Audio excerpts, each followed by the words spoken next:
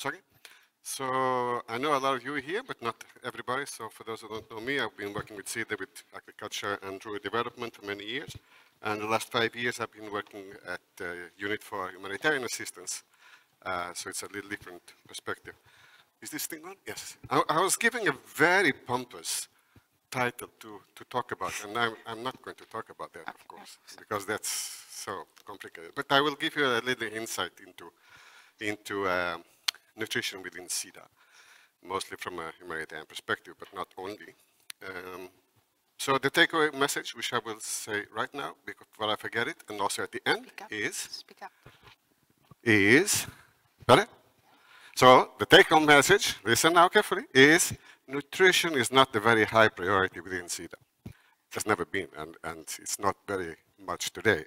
Having said that, we are a government agency, so we implement whatever strategies the government gives us to work upon. So in the end, I will ask for your assistance in lobbying Swedish government.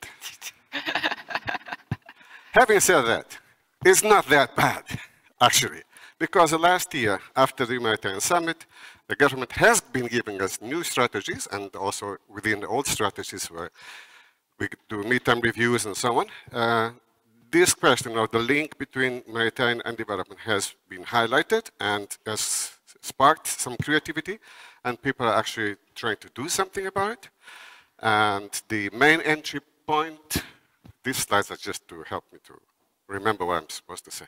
The main entry point has been through resilience thinking and risk analysis. And that's where we have found the interface between planning for long-term development and taking into consideration humanitarian. There are many countries where Sweden has both large humanitarian programs and large development programs, and they have been separate from each other. But now we are finding our way back. It has a lot to do with thinking about resilience and thinking about disrupted livelihoods. And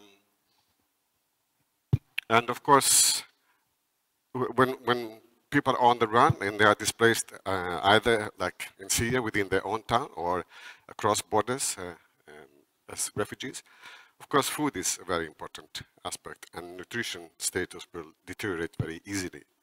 I tried to go through, yes.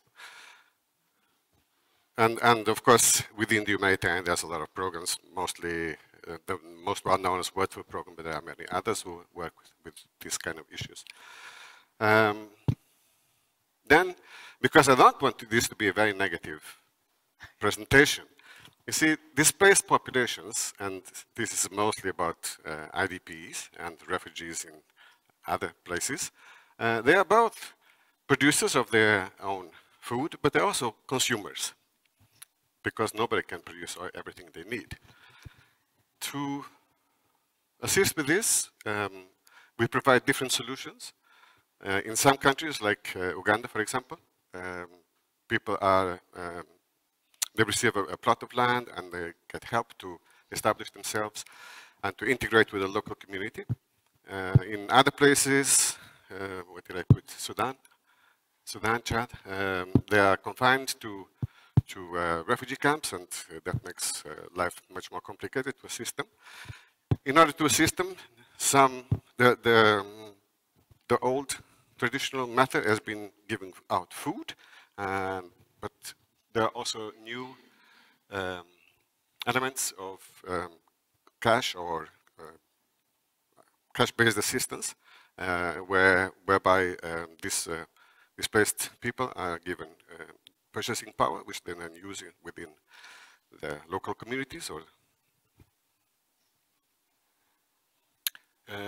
yes, okay, I am the focal point for World Food Programs. That's why you get a lot of World Food Program here. World Food Program also has a very interesting project called Purchases for Power. You know, World Food Program has always had a keen interest in nutrition, and one of the sort of main avenues of work has been on school feeding, making sure that kids get food as an attractive, an incentive for them to go to school, but also to improve their nutritional status.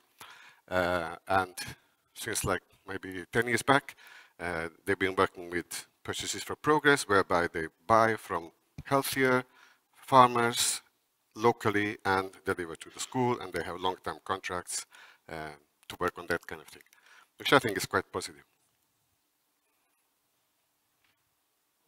Yes.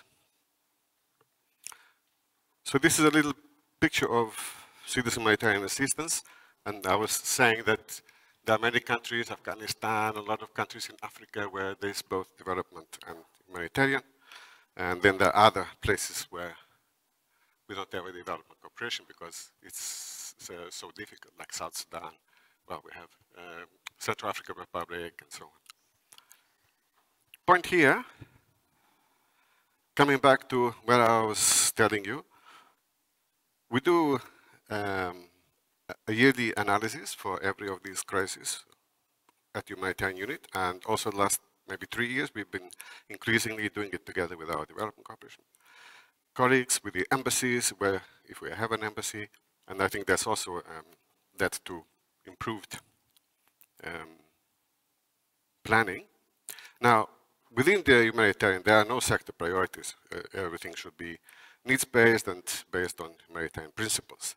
But of course, with a slightly wide definition of nutrition, if you include well, wash, food, agriculture, health, then at least half of the world's humanitarian aid is devoted to nutrition in one way or another.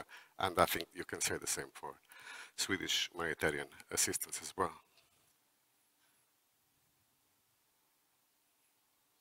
So within the humanitarian world, this is one of the most important tools called Integrated Phase Classification, IPC. Both the program, FAO, a lot of donors, FuseNet, a lot of stakeholders are behind this. And this is how